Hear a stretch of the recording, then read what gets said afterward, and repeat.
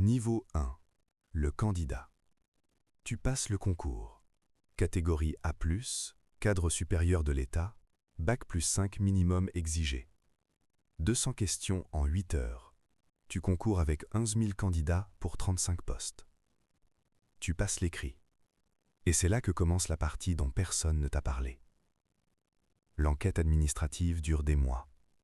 Des agents viennent vérifier chaque adresse où tu as vécu ces 10 dernières années.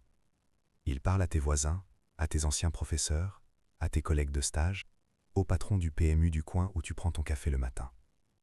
Ils épluchent ta situation financière, tes réseaux sociaux, ton casier, tes voyages à l'étranger. Ils cherchent la moindre faille, une dette, une relation suspecte, une nuit dans un pays classé sensible. N'importe quoi qui pourrait te rendre vulnérable à la pression, au chantage, à la compromission. Tu ne peux en parler à personne, ni à ta mère, ni à ton meilleur ami depuis la prépa, ni à la fille avec qui tu sors depuis 6 mois. C'est la première règle, et elle ne changera jamais. Le secret absolu. Plusieurs mois après l'écrit, un numéro inconnu t'appelle. Une voix neutre te donne une adresse dans le 7e arrondissement de Paris et un horaire. Aucune autre explication. Tu as été retenu. Salaire début, entre 3 500 et 4 200 € net. Prime de suggestion incluse. Tu as 27 ans. Niveau 2. L'école.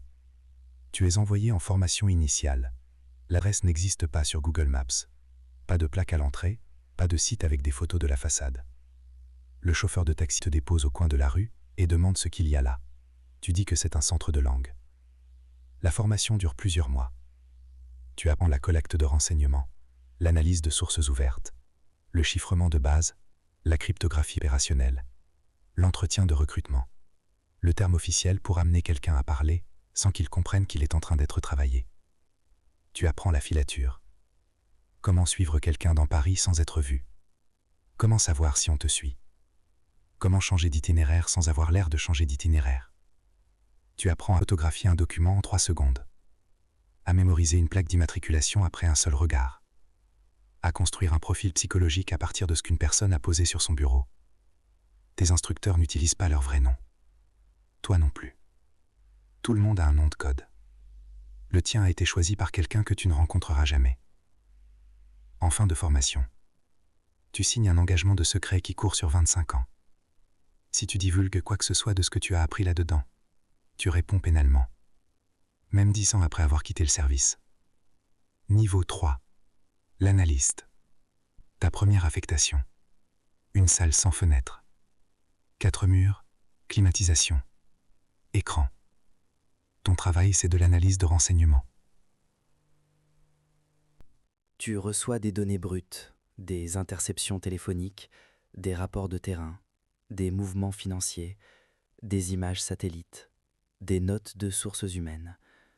Tu transformes tout ça en notes de synthèse qui remontent au SGDSN, le Secrétariat général de la Défense et de la Sécurité nationale, dont les bureaux jouxtent l'hôtel de Matignon.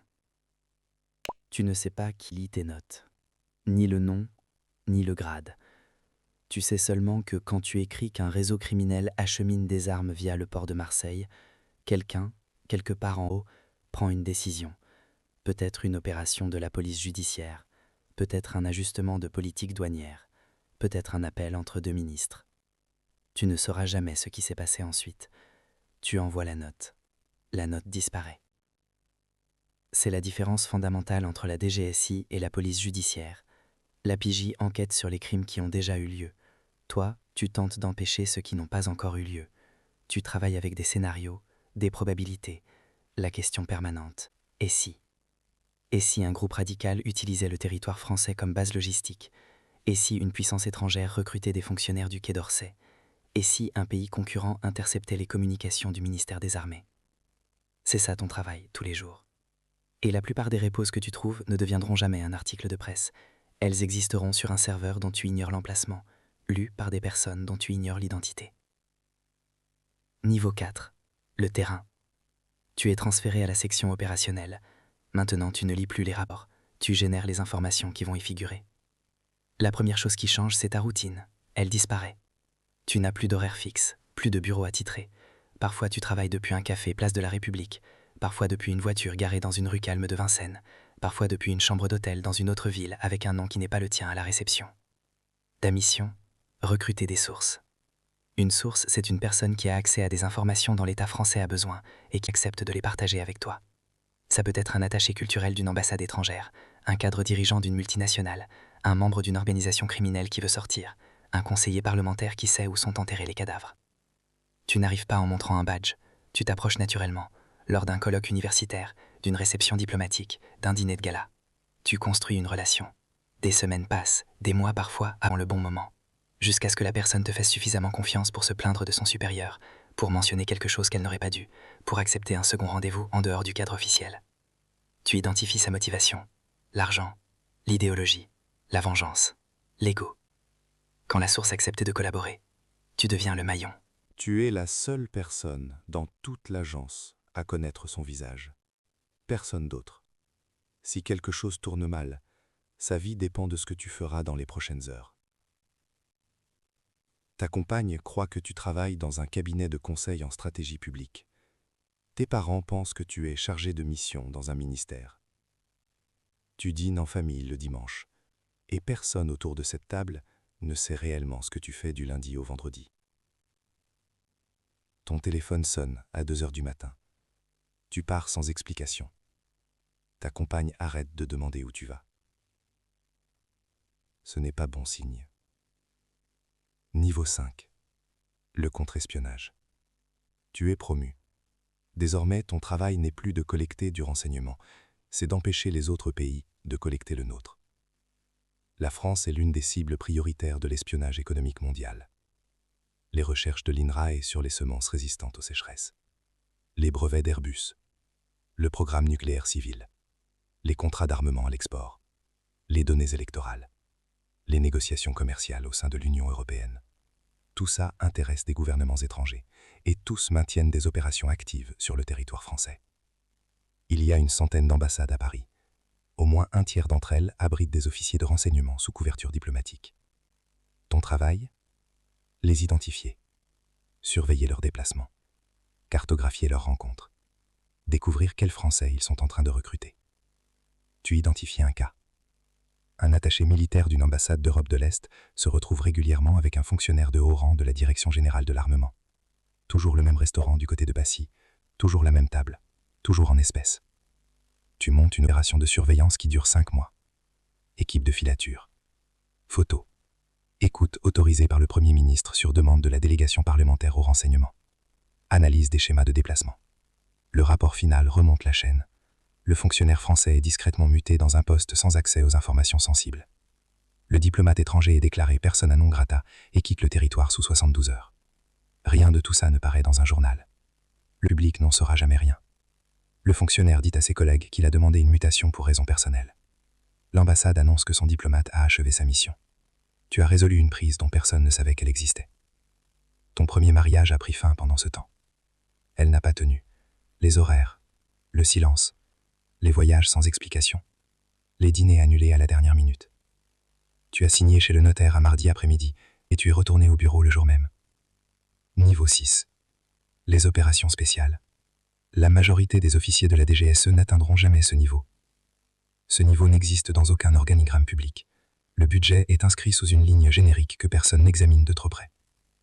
Tu coordonnes des opérations de collecte de renseignements hors du territoire national. Afrique sahélienne, Méditerranée orientale, Balkans. Des pays où des réseaux criminels et des groupes armés actifs maintiennent des bases logistiques en lien avec des intérêts français. Ton travail ? Cartographier les réseaux de trafic international, armes, financement du terrorisme, filières d'immigration clandestine, organisées par des passeurs liés à des États. Tu as une identité de couverture. Des documents établis sous un nom qui n'est pas le tien, passeport, permis de conduire, carte de crédit. Une légende, une histoire de vie que tu as répétée jusqu'à en rêver. Tu es consultant en import-export, basé à Lyon depuis 3 ans. Tu parles arabe avec un accent marseillais. Ta société existe sur le papier, a un numéro SIRET, un site web, des employés fictifs. Tu assistes à des réunions commerciales avec des personnes qui font transiter des millions en cash à travers 3 continents. Elles croient que tu veux blanchir de l'argent. Toi, tu veux des noms, des routes, des numéros de compte. Une opération dure entre 6 mois et 2 ans.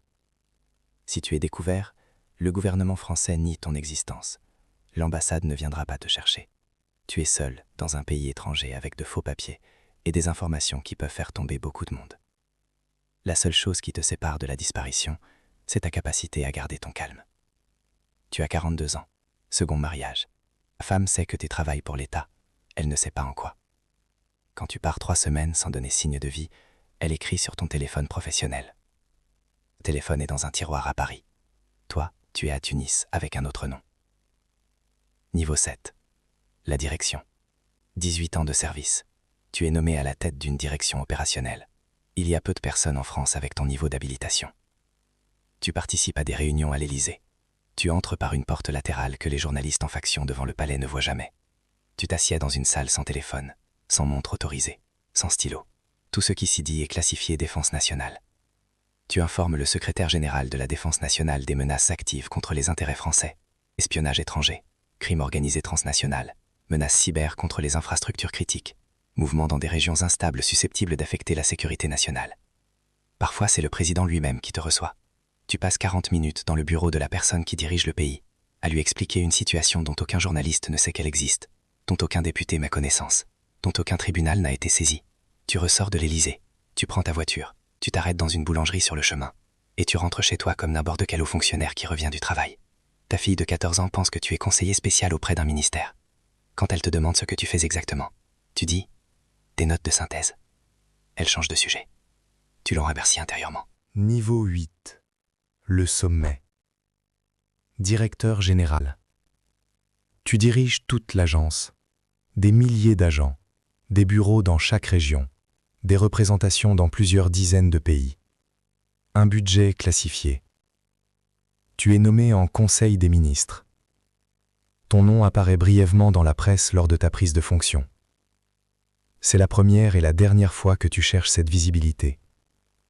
À partir de là, plus tu es discret, mieux tu travailles. Tu coordonnes la communauté du renseignement français. Des GSE, des GSI, DRM, DNRED, TRACFIN. Tout en lien avec ta structure à des degrés divers. Tu reçois des rapports de chacune. Tu as la vision la plus complète de la situation sécuritaire française qu'aucune personne en vie n'ait en ce moment. Des choses que tu sais et que tu ne peux pas dire. Quels pays alliés espionnent la France? Quels élus sont sous surveillance? Quelles opérations sont en cours à l'heure où tu lis ces lignes? Quelles menaces ont été neutralisées sans que personne n'en sache jamais rien? Tu portes ce poids tous les jours. Le gouvernement change. Le directeur général change. C'est la règle. Tu quittes le poste. Tu signes un nouvel engagement de secret. 25 ans supplémentaires. Niveau 9. Le retraité. 22 ans de service. Tu pars à la retraite. Pas de cérémonie, pas d'hommage public. Tu rends ton badge, ton téléphone de service, ton ordinateur. On te restitue des documents d'identité originaux.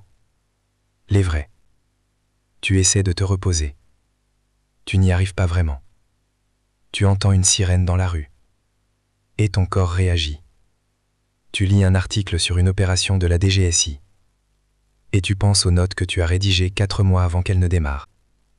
Des notes que personne ne saura jamais avoir existé. Tu as 49 ans. 2 ex-femmes. Une fille qui t'aime, mais qui ne te connaît pas vraiment. Un appartement fonctionnel dans le 15e arrondissement. Une retraite de fonctionnaire. Et 22 ans de mémoire que tu ne peux partager avec personne. Jamais. Des amis de Sciences Po sont directeurs dans des cabinets de conseil. Des groupes du CAC 40. Ils postent des photos de leur week-end à Lisbonne et de leur chalet à Megève. Ils racontent des anecdotes au dîner. Quand quelqu'un te demande ce que tu as fait dans la vie, tu dis « J'étais dans la fonction publique ». Des missions de conseil. Ils passent à autre chose. Tu les laisses faire. Sur ton étagère, il y a une photo de toi à 27 ans, le jour où tu avais reçu ta convocation. Tu ne savais pas encore ce qui t'attendait. Le secret, l'isolement, les identités de couverture, les mariages perdus, les nuits dans des pays que tu ne pourras jamais mentionner, les réunions à l'Élysée, les rapports qui ont influencé des décisions affectant des millions de personnes. Personne ne le saura. Il n'y aura pas de reportage, pas de livre, pas de série Netflix adaptée à la française. Tu as protégé un pays qui ne sait même pas qu'il avait besoin d'être protégé. Et le prix, c'était toute une vie de silence. Mais quelque part, en ce moment, un jeune de 27 ans est en train de plancher sur un concours. Motivé, idéaliste, convaincu qu'il veut servir quelque chose de plus grand que lui.